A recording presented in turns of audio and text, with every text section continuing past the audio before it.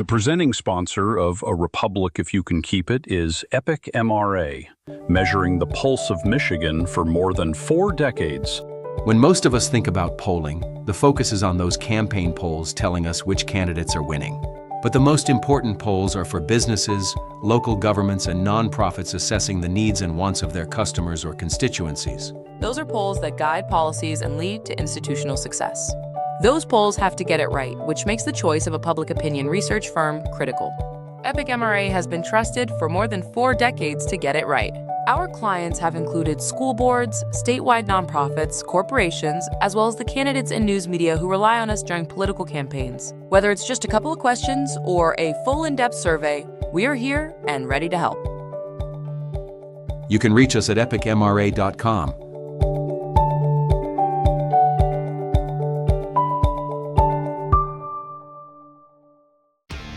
This is A Republic, If You Can Keep It, with Mark Brewer and Jeff Timmer. I'm Jeff Timmer. Welcome to the Minneapolis Coverup Begins episode of A Republic If You Can Keep It. It was inevitable from the day Donald Trump sent his masked, unqualified, undertrained stormtroopers into American cities. An American citizen was summarily executed. Trump, Vance, and Kristi Noem immediately called the shooting justified self-defense and branded the dead American mother a domestic terrorist. You asked about a shooting that we just had in Minneapolis, Minnesota. It was an act of domestic terrorism. What happened was our ICE officers were out in an enforcement action. They got stuck in the snow because of the adverse weather that is in Minneapolis. They were attempting to push out their vehicle, and a woman attacked them and those surrounding them and attempted to run them over and ram them with her vehicle. An officer of ours acted quickly and defensively shot to protect himself and the people around him. And my understanding is that she was hit and is deceased. But we have clear, unrefutable evidence. We've all seen it with our own eyes, which proves everything they have said and continue to say in the aftermath are lies by the government. It was murder. And now Kristi Noem has decided that her FBI and Kash Patel will Bigfoot the investigation. Noem has already announced the results and the outcome of this matter. I'm Mark Brewer.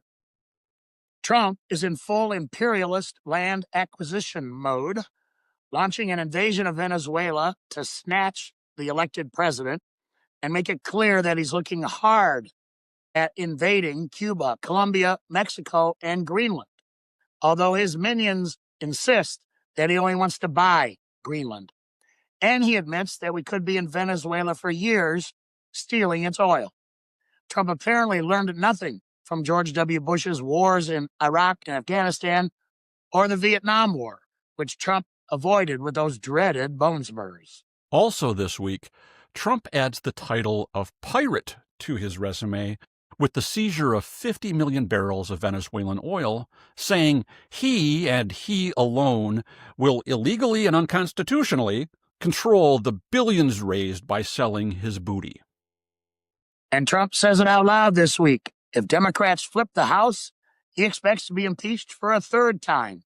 You got to win the midterms, because if we don't win the midterms, it's just going to be, they'll find a reason to impeach me.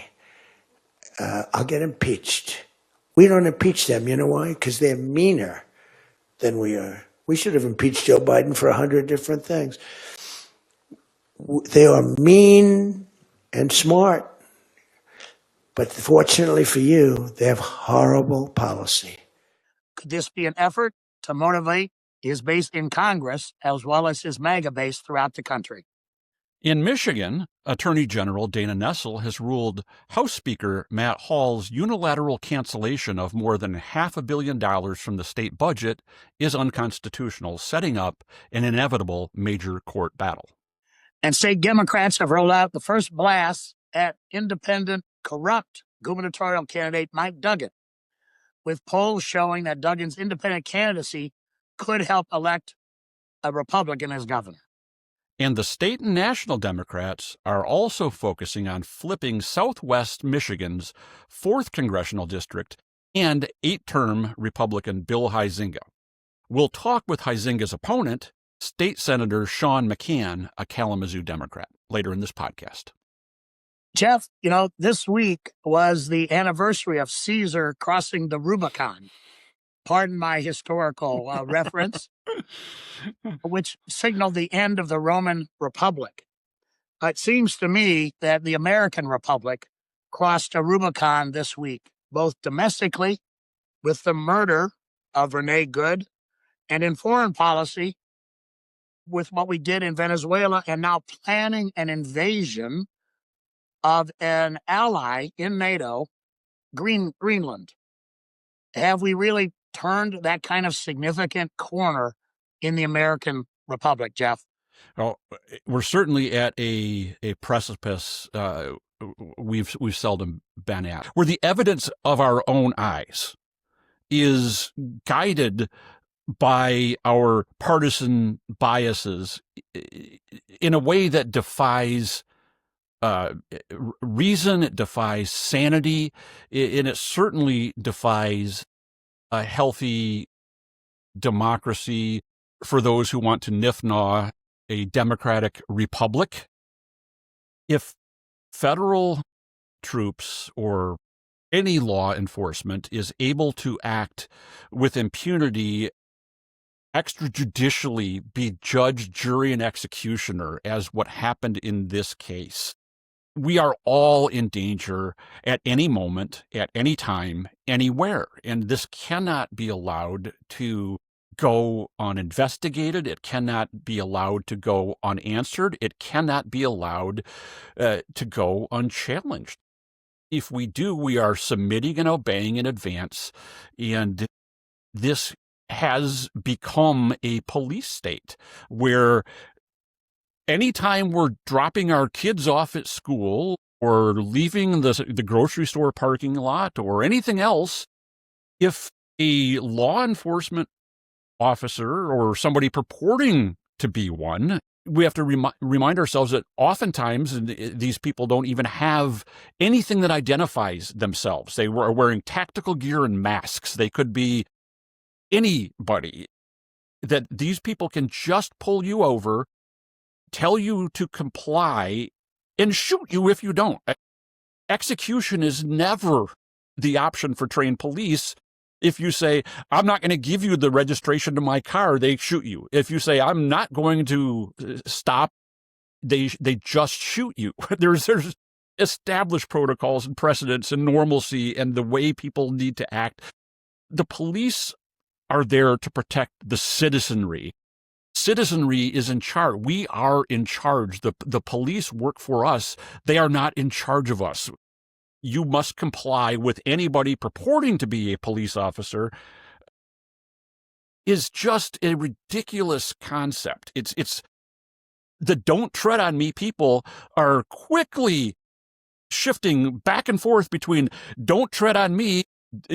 Government doesn't control us. We need to have the Second Amendment to defend ourselves from a tyrannical government, to the government can do whatever it wants and you better comply or they're going to kill you and we have no problem with it. In fact, we cheer it and applaud it and hope for more as long as there are political opponents. You can't exist that way. This is the most dangerous act, I think, in the Trump era after January 6th, in the attempt to overturn and seize power. This is the most fundamental of Bill of Rights, citizen protesting, Fourth Amendment illegals. I think summary execution on the spot is a violation of the Fourth Amendment. I'm not a constitutional lawyer, but I think when it says unreasonable search, seizure, etc., that includes shooting a woman in the face. I'll stop there. Yeah, Jeff. I agree. This is a very chilling and scary moment. The normal course, as you mentioned a moment ago, would be that there would be an investigation, right? And everybody would be asked to be calm, not jump to any conclusions. But instead, what we saw out of the Trump administration was this Orwellian reaction of, don't believe your own eyes. Don't believe what even the ICE agents video recorded. Ignore all of that, ignore the facts, and believe us when we tell you that this mother, who was not causing anybody any harm, was doing as she was told to do, deserved to be summarily executed at the whim of this ICE agent. It's just incredible. And I want to focus here on, for the moment, this was an ICE agent. We have significant problems with what's going on with the National Guard and the military, and we've touched on those in the past. But what Trump has done is turn ICE way beyond its original purpose, which was to enforce the immigration laws.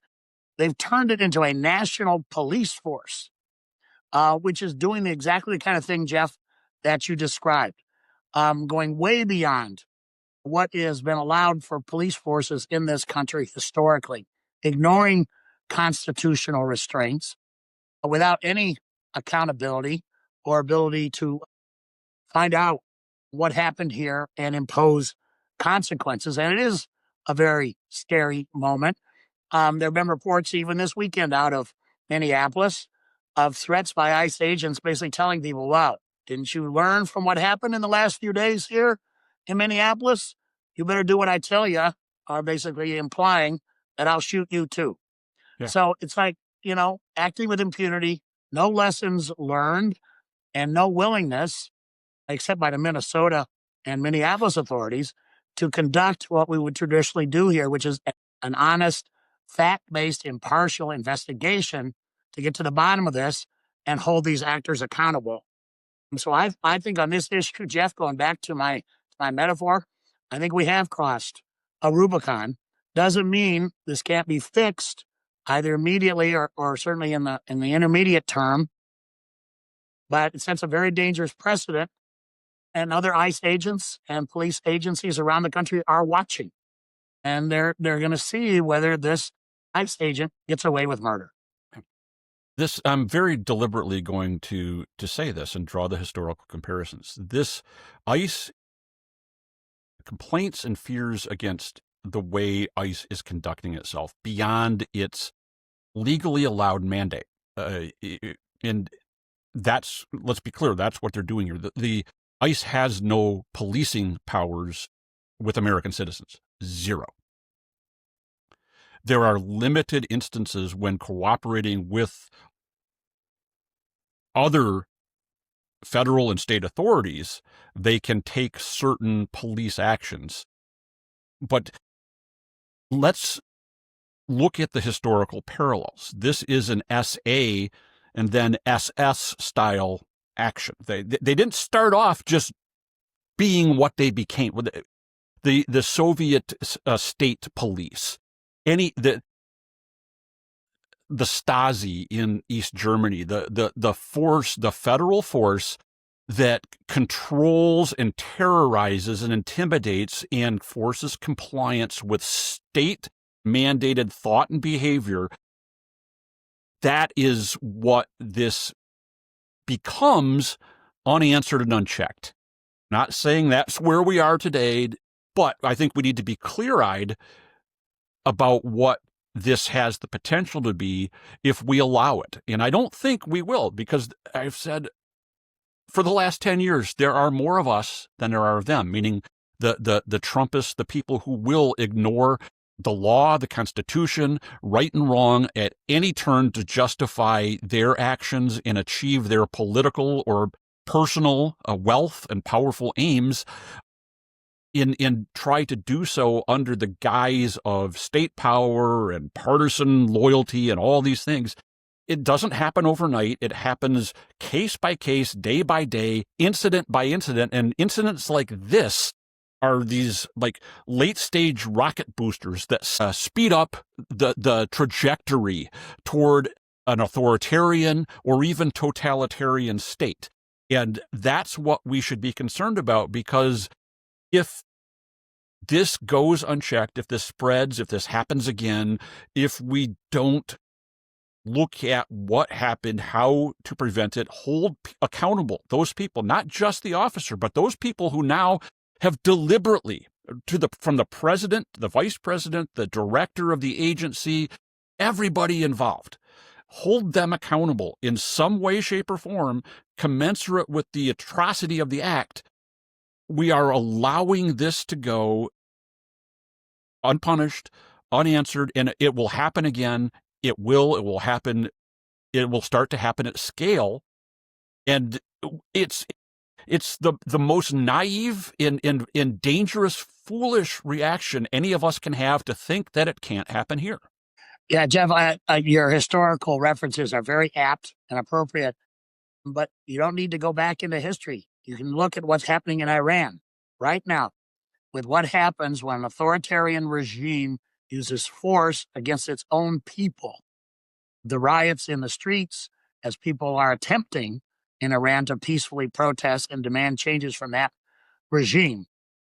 So it's happening contemporaneously, and Iran is the most current example of that. Well, Jeff, with that, why don't we pivot to another nonviolent, but nonetheless unconstitutional conduct that occurred in Michigan, and that was the action of the House Appropriation Committee, the State House, in December, in a lovely holiday gift to the people of Michigan, where they unilaterally stopped the spending of nearly $500 million in previously appropriated money in budgets adopted by both houses of the legislature, signed by the governor, and these were ongoing expenditures.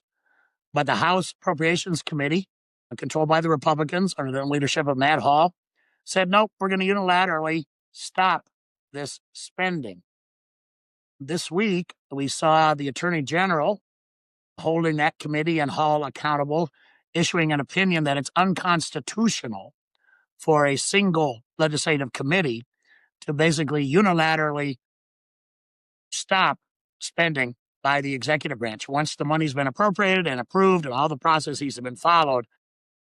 Just a gross violation of the separation of powers, budget procedures laid out in the Constitution, et cetera, et cetera.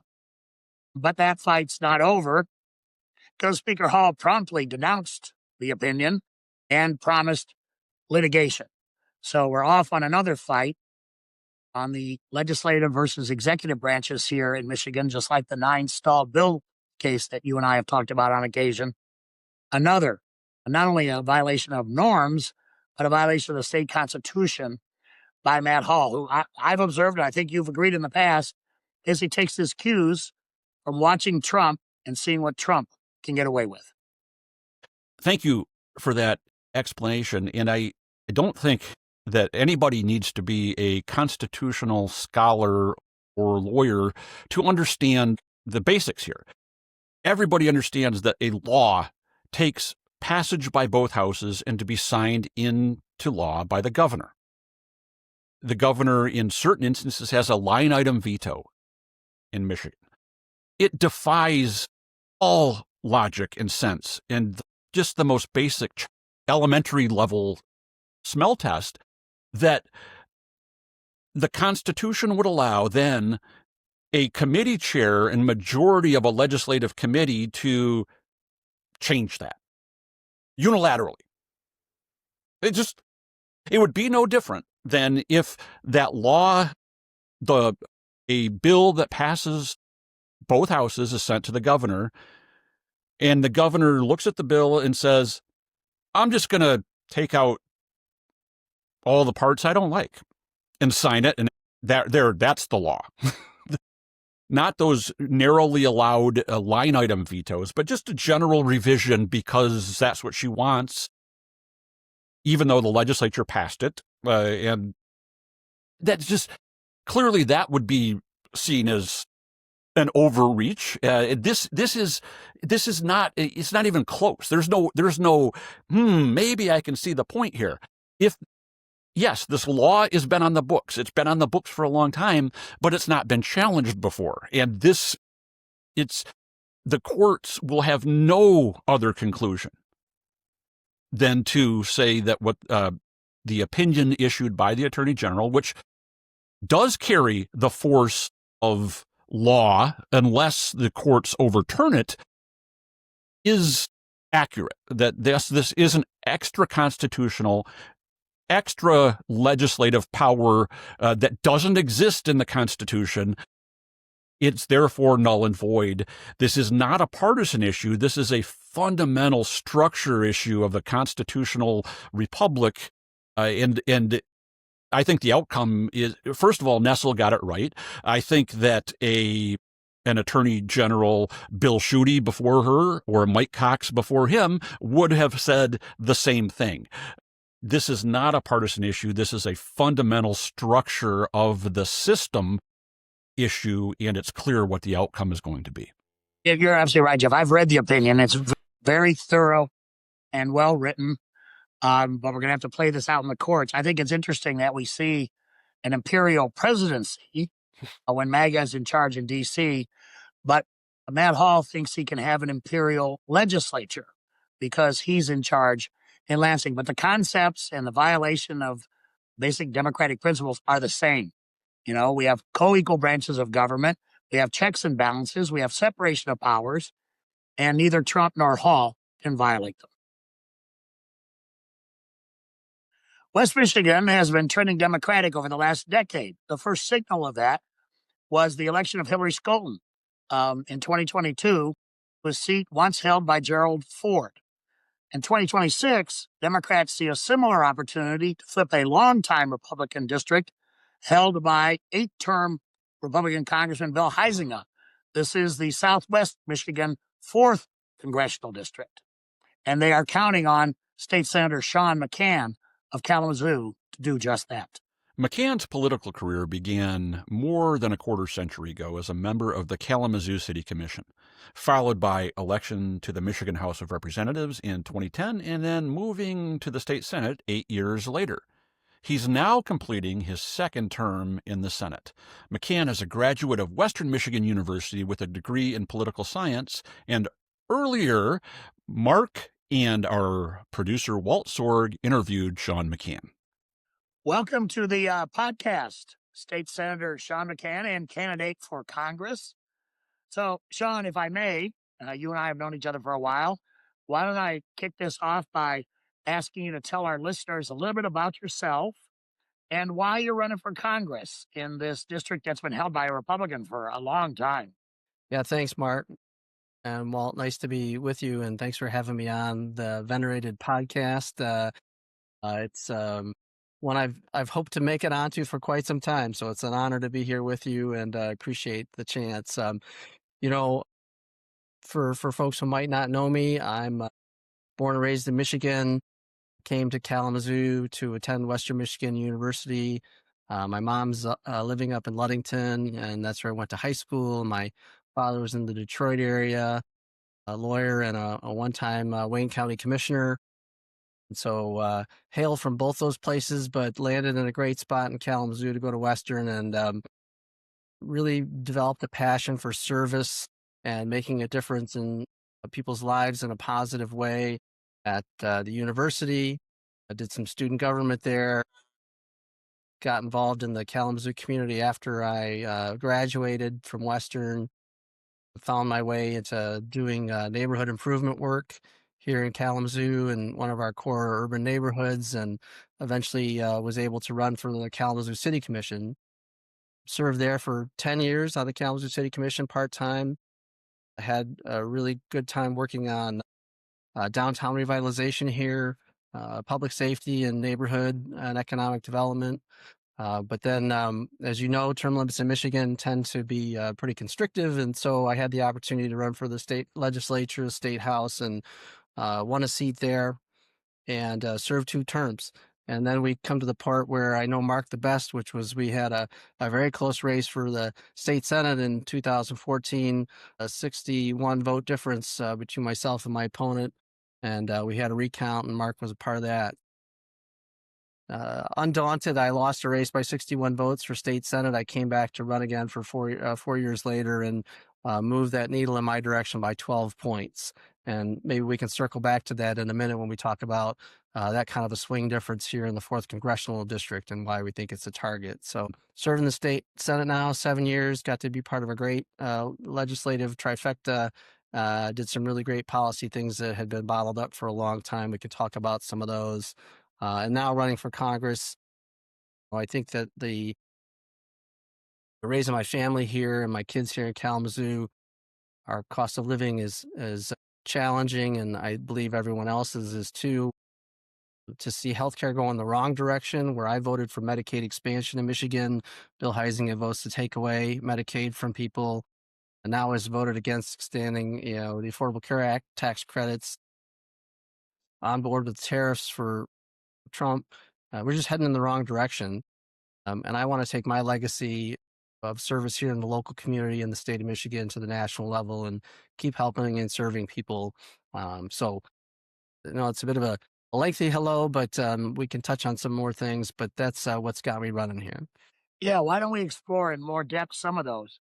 So tell us about the effect of the Medicaid cuts in the fourth district. I mean, how many? I would assume tens of thousands, if not more, people are going to be affected by those. And then same thing on the ACA. How many people are going to be harmed, and to what extent by the failure to extend those subsidies? Yeah, this is a Republican-caused healthcare crisis that is coming to a head, and Huizenga is no part of the solution here. I voted no against even extending the ACA tax credits to through this last vote in Congress. So, thousands of people in the district, in the 4th congressional district alone, are going to be impacted by the Medicaid cuts, almost 30,000. And this is going to, that plus the ACA failure to extend those tax credits is, those costs are going up. And these are costs that are going to affect everybody.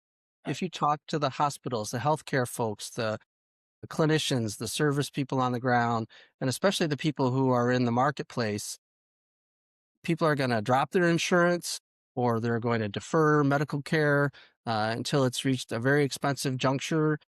All these costs are coming back onto those of us who are insured, be it through Medicare, private insurance, Medicaid.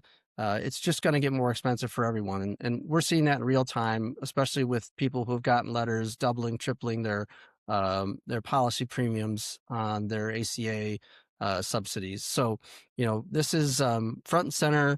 And while it was nice to see a bipartisan vote in the U.S. House to extend the subsidies, our congressman here is not part of that solution. He's part of the problem.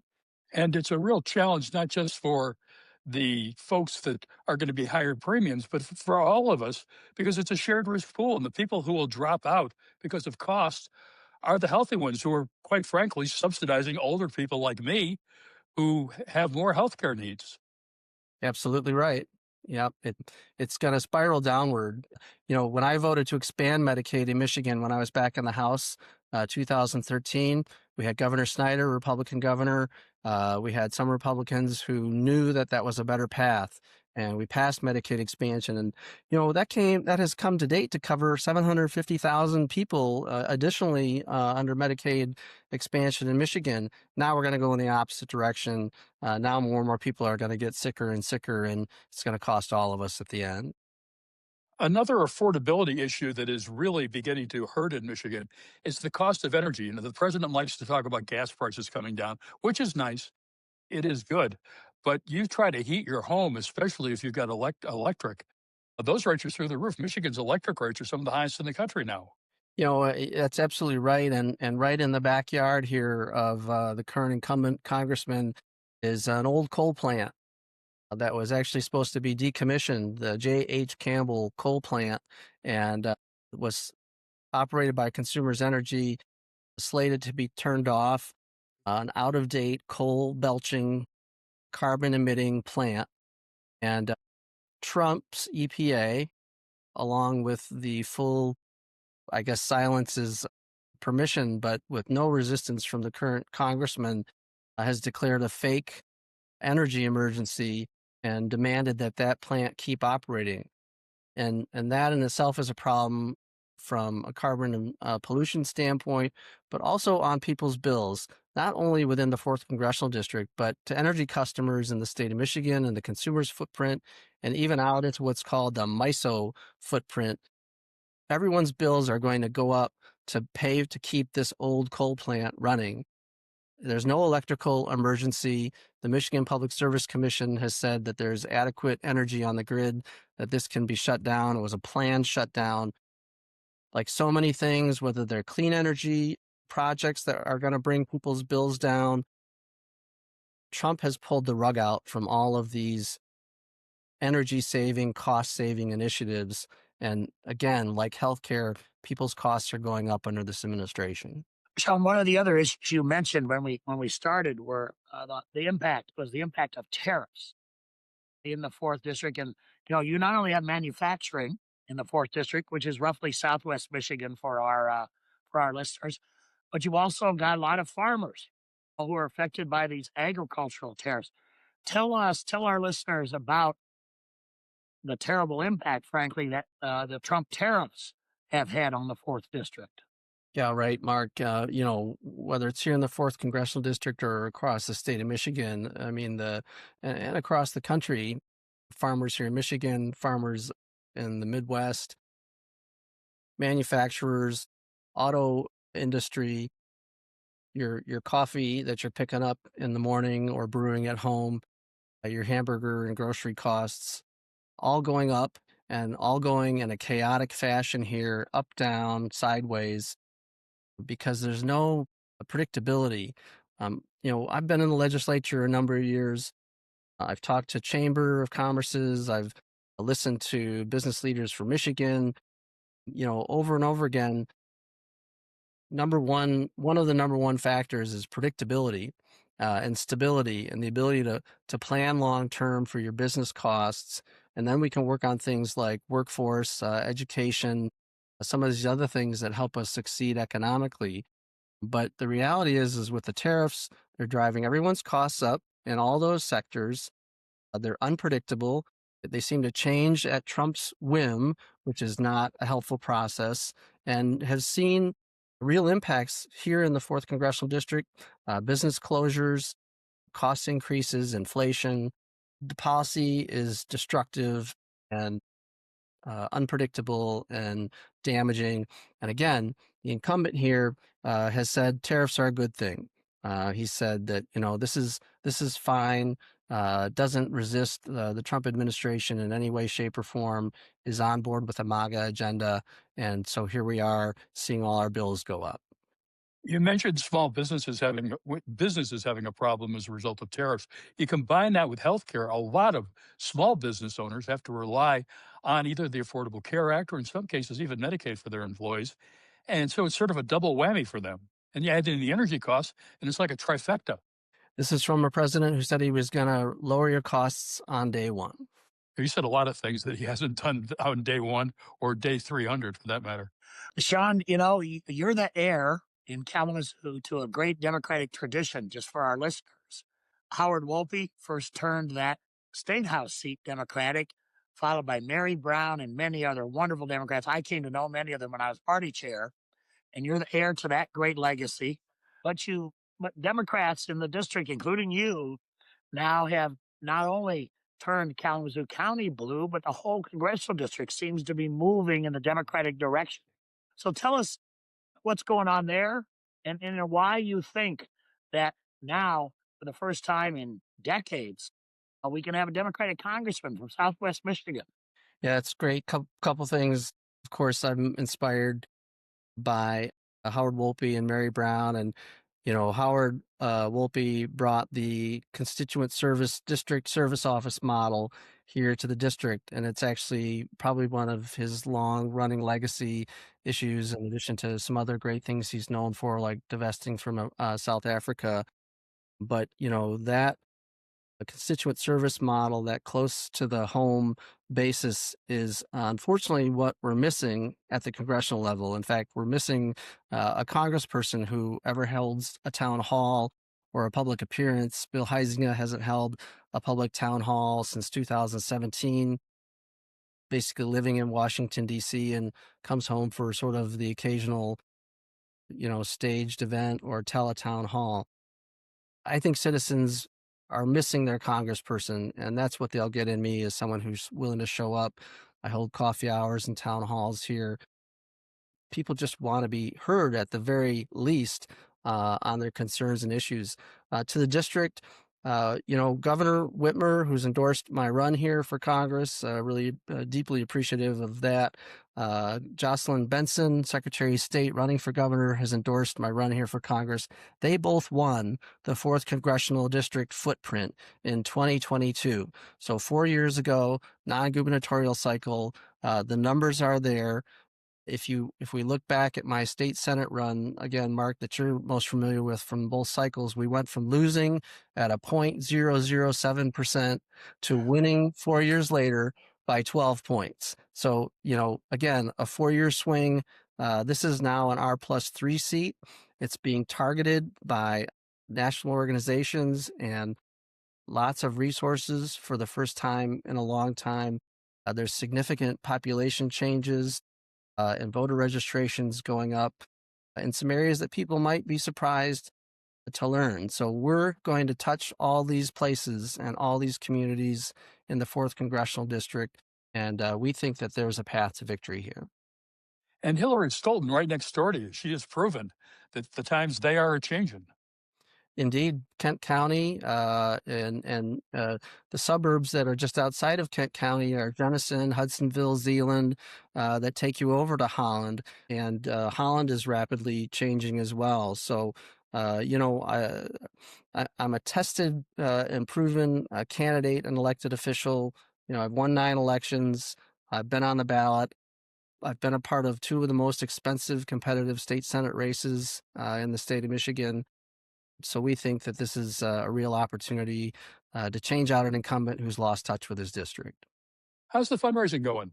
Very well, thanks. I mean, this is a part of the deal now that, congressional races are expensive, and you spend a lot of time raising the resources so that you can have people know you and know your message across a lot of mailboxes and a lot of households and a lot of screens. So we're doing well.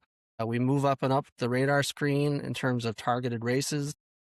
We're getting the attention of a lot of folks nationally, and we're doing all the right things to make this a competitive race. Sean, I want to go back to what you talked about in terms of constituent services and so forth. You've got a great deserved reputation as a real grassroots campaigner. I mean, you go door to door, you travel throughout your house, whether it's a House district or a Senate district, you get out there and talk to the constituents. What are you hearing from people in the 4th district as you expand your horizons and your grassroots work? What are they talking to you about in terms of the issues that are important to them in 2026? I think there's kind of two main sort of thematic pieces here. A lot of it is what we've talked about. The affordability, the healthcare, the tariffs. But I think there's also another piece of this, and that's Trump fatigue and just sort of a great exasperation with sort of the daily developments where people are kind of at their wits' end with how this administration is conducting itself, and how Congress and how the incumbent congressman here fails to really assert any power or authority that they should have and should use to counter some of the actions of this administration. And then there's just an overall concern about the health of our democracy. We know we have a great defender of democracy here in our Secretary of State Benson, but I think that, based on some of the statements and approaches of this administration, the Trump administration, there's real concern about the integrity of our democracy. And we've made great strides in Michigan to, expand voting access, ease of voting, all of these great reforms, addressing gerrymandered districts through independent redistricting committee. But I mean, there's a lot on people's minds. There's a lot of concern, and I think that translates into a real need for change. I know your time is short, but one thing we can't miss is, how do people get in touch with your campaign if they want to help? Well, thanks. Easy to Google me, Sean McCann for Congress. Gets you to my website, gets you to folks a way to contribute to the campaign if they want, to click in to volunteer. and help us build the kind of movement that Hillary Scholten built, with thousands of volunteers helping her effort, with lots of grassroots donors and people investing their time and money into a campaign to make a real change. Just please tap in Sean McCann for Congress. I'm sure I'll come up, and we'll get right back to folks. State Senator Sean McCann, thank you so much for joining us on the podcast. Look forward to talking to you as the campaign continues over the next 10 plus months. Appreciate the service that your podcast does to our state and nation. We have to keep these issues and topics on the minds of folks. To build a winning campaign takes time and energy, and we can build that winning campaign if more and more people engage and believe that this can be done here. Thanks, Sean. Good to be with you. That's a wrap for this week. Our thanks to Senator Sean McCann for joining the discussion. And a reminder for our listeners, please head over to our website to connect with our YouTube channel. Our website is arepublicpodcast.com.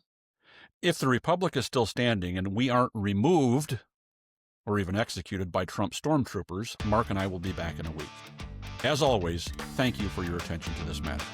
A Republic, if you can keep it, is a copyrighted presentation of Michigan citizens for a better tomorrow.